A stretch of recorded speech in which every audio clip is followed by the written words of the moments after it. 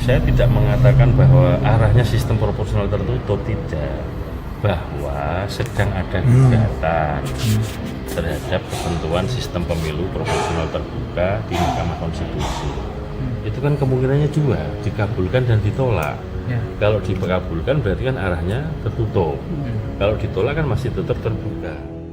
KPU sudah melampaui batas kewenangannya, terutama ketua KPU-nya, Saudara Hasyim Asyari. Ini kemunduran buat demokrasi, bukan kemajuan. Kita menganut ya dalam undang-undang dasar kita kedaulatan rakyat. Nah, sistem proporsional terbuka itu sebagai wujud dari representasi kedaulatan rakyat. Nah, kalau itu juga diambil, nanti hak-hak rakyat sudah nggak ada lagi.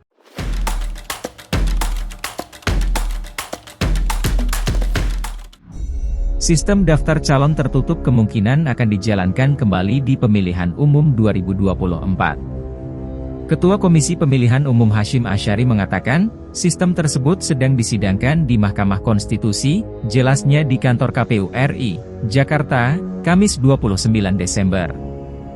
Dia menjelaskan, nama caleg tak akan dicantumkan dalam surat suara, jika sistem proporsional daftar calon tertutup diberlakukan kembali. Apabila partai politik menang dan mendapat jatah kursi, mereka berhak menentukan orang yang akan duduk di kursi itu. Sistem terbuka sendiri sudah dilaksanakan mulai pemilu 2004. Masyarakat memilih langsung calon anggota legislatif dengan mencoblosnya di surat suara. Wakil Ketua MPR RI Yandri Susanto menilai, pelaksanaan pemilu dengan sistem proporsional terbuka selama ini sudah berjalan dengan baik dan mencerminkan kedaulatan rakyat, karena dapat bebas memilih calon anggota legislatif. Dia menilai, mencoblos logo partai seperti wacana akhir-akhir ini, hanya seperti memilih kucing dalam karung. Yandri pun mengajak semua pihak berpegang pada hasil judicial review, yang diputuskan oleh Mahkamah Konstitusi pada tahun 2012, di bawah kepemimpinan Ketua MK Mahfud MD. Ketua Komisi 2 DPR fraksi Golkar Ahmad Doli Kurnia mempertanyakan kapasitas Ketua KPU Hasyim Asyari. Menurutnya hal itu hanya bisa terjadi jika ada revisi undang-undang yang prosesnya mesti matang. Ia lantas mempertanyakan, apakah Ketua KPU juga ikut mengajukan judicial review sistem tertutup? Kamis, 29 Desember 2022. Dalilnya, Presiden kita dipilih langsung. Dan itu artinya rakyat juga ingin dia memilih langsung wakil-wakil yang akan mengawasi presiden kan.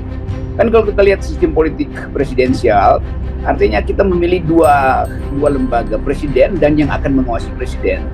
Jadi nggak mungkin kalau presiden dipilih langsung tapi anggota yang akan mengawasi ditentukan oleh partai. Jadi partai akan kong kaling kong dengan anggota DPR supaya presiden jangan terlalu dikritisi dong. Kan lain kalau rakyat yang memilih langsung wakil-wakil di DPR, maka terjadi pengawasan yang langsung dari rakyat. Kalau ini presiden hanya diawasi oleh partai politik, bukan oleh anggota DPR yang dipilih oleh rakyat. Itu artinya oligarki di dalam partai akan menentukan arah politik. Jadi ini permainan yang buruk sebetulnya dari segi sistem berdemokrasi.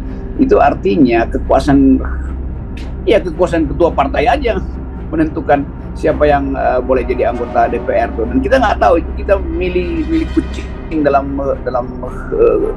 digorong-gorong sebetulnya tuh. Karena nggak ada lagi prinsip keterbukaan tuh. Yang lebih unik lagi atau lebih konyol lagi, ketua KPU ngapain belum diputuskan, kenapa udah suruh-suruh? Artinya dia tahu bahwa nanti akan diputuskan di Mahkamah Konstitusi bahwa sistem pemilihan kita itu adalah tertutup. Kita nggak pernah tahu siapa calon kita tuh. Kalau misalnya yang ditentukan di dalam sistem itu orang yang pernah jadi koruptor karena kepentingan partai, maka dia nggak mau sebutin tuh, maka itu nomor 1, 2, 3, 4, 5 itu koruptor semua, lalu jadilah dia tuh. Jadi nggak ada lagi akuntabilitas. Makin lama memang makin buruk bangsa ini. Yang makin buruk lagi adalah otak dari para penyelenggara negara yang mau ngakali demokrasi untuk menyelamatkan figur-figur yang mungkin banyak figur di partai politik yang ingin maju lagi, tapi kan namanya buruh, maka nggak mungkin dipamerkan kan di dalam daftar. Kalau daftar terbuka kan mesti kita tahu di partai A calonnya siapa tuh. Ini sekarang diselundupkan tokoh-tokoh itu. Jadi bakal banyak politisi busuk itu yang akan menumpang di dalam sistem yang tertutup ini, dan ketua partai pasti akan kebanjiran uang sogokan. Siapa yang punya uang walaupun koruptor dia akan nyogok kedua partai supaya namanya itu yang ditaruh di nomor 1 tapi jangan dipublikasikan, nomor partainya aja yang ditaruh. Jadi pembicaraan kita tentang demokrasi makin lama makin mencicikan.